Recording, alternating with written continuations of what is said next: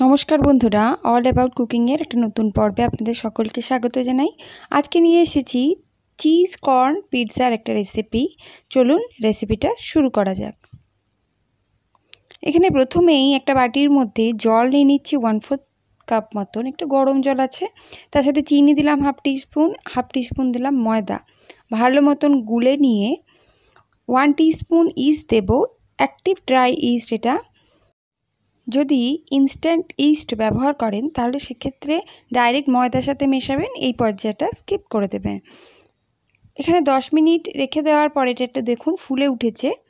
এবার এতে ময়দা মিশিয়ে দিচ্ছি। ময়দা দেওয়ার পরে এটাকে ভালো মতন করে মেখে নিতে হবে। প্রায় 6-7 মিনিট সময় অবশ্যই লাগবে। নুন দিয়ে দিলাম স্বাদ মতন। একটু নরম হবে ডোটা, তাই মেশানোটা একটু অসুবিধাজনক। প্রথম পর্যায়ে একটু ভালো মতন মিশিয়ে নিই, তারপরে হাতে তেল লাগিয়ে এটাকে একটুখানি ডলে নিতে হবে।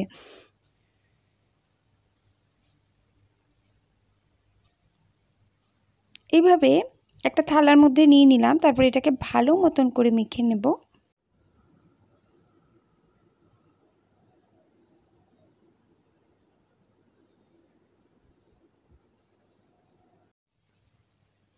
এই ডোটা একটু নরম নরম হলেই তবেই পিৎজার বেসটা ভালো তৈরি হয়। এবার এটাকে ফোল্ড করে আমি রেখে দিচ্ছি। 2 ঘন্টার জন্য রেখে দিতে হবে, একটু ফুলে উঠবে তার জন্য। বাটিটায় তেল লাগিয়ে ভালো মতন এটাকে ব্রাশ করে নিয়েছিলাম তেল দিয়ে। এবার এটাকে ঢেকে রেখে দিচ্ছি 2 ঘন্টার জন্য। 2 ঘন্টা পর ফিরলাম। দেখুন এটা অনেকটাই ফুলে গেছে। এবার এটা হাতে একটু তেল লাগিয়ে নিয়ে আবারও একবার 2-1 মিনিট মেখে নিতে হবে। ভেতরে যে এয়ারটা তৈরি হয়েছে সেটাকে অবশ্যই বের করে নিতে হবে। এবার এটাকে আমি ছড়িয়ে নেব। হাত দিয়ে ছড়ালেই সবথেকে ভালো হয়, তবে যেহেতু একটু স্টিকি হাত দিয়ে ছড়াতে একটু অসুবিধা হবে, তাই ময়দা ছড়িয়ে নিয়ে এটাকে ছড়ানোর চেষ্টা করছি। তবে এটা আমি শেষে বেলনা ব্যবহার করেছিলাম, বেলনা দিয়ে অল্প অল্প করে ময়দা ছড়িয়ে এটাকে বেলে নিয়েছিলাম। এইভাবেই শেষ পর্যায়টা একটুখানি হাত দিয়ে স্প্রেড করে নিচ্ছি। দেখুন শেষের দিকটা একটু ফোল্ড করে দিলে পিৎজাটা দেখতে ভালো লাগে, আর একটু ফোলা ফোলা থাকে কোণাটা, তাই শেষের দিকটা অবশ্যই ফোল্ড করে নেবেন। এখানে পিৎজা সস ব্যবহার করছি, কেনা পিৎজা সস। তবে পিৎজা সস কীভাবে বানাতে হয় সেই রেসিপি আমার চ্যানেলে রয়েছে, আমি ডেসক্রিপশন বক্সে তার লিঙ্ক দিয়ে দেবো, আপনারা অবশ্যই চেক করে নিতে পারেন। ভালো মতন ছড়িয়ে দিলাম। এবার ওপর থেকে একটু অরিগ্যানো দিয়ে দিচ্ছি। এখানে আমি প্রসেস চিজ ব্যবহার করেছি, আপনারা চাইলে মজারেলা চিজও ব্যবহার করতে পারেন, সেক্ষেত্রে সেটা আরও ভালো লাগে খেতে। তবে আমি 2টো কিউব এখানে প্রথম পর্যায়ে ব্যবহার করলাম প্রসেস চিজের, তারপরে পরে আবার 2টো কিউব ব্যবহার করেছি। টোটাল 4 থেকে 5টা কিউব এখানে আমি ব্যবহার করেছি প্রসেস চিজের।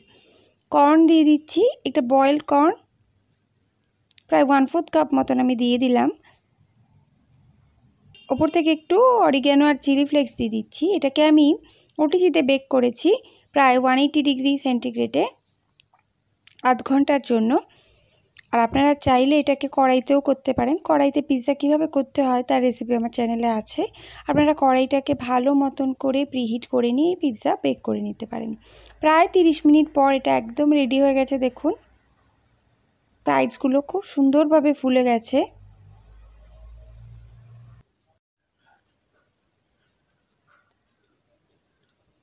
ছোট ছোট পিস করে নিচ্ছি। আপনারা চাইলে এইভাবে শুধু কর্ন দিয়ে না করে যেন অন্যান্য সবজি দিতে পারেন, ক্যাপসিকাম, পেঁয়াজ বা বেল পেপার, যে কোনো ধরনের 3 ধরনের বেল পেপার দিয়ে করলেন খুব ভালো লাগে খেতে। আর এইভাবে বাড়িতে তৈরি করলে অনেকটা ফ্রেশ আর অনেক কম উপকরণে তৈরি হয়ে যায়। কেমন লাগলো আজকের আয়োজন অবশ্যই জানাবেন। যদি ভালো লাগে চ্যানেলটাকে সাবস্ক্রাইব করে নেওয়ার অনুরোধ জানাচ্ছি। যদি অলরেডি সাবস্ক্রাইব করে থাকেন তাহলে আপনাকে অসংখ্য ধন্যবাদ আমার রেসিপিটা দেখার জন্য।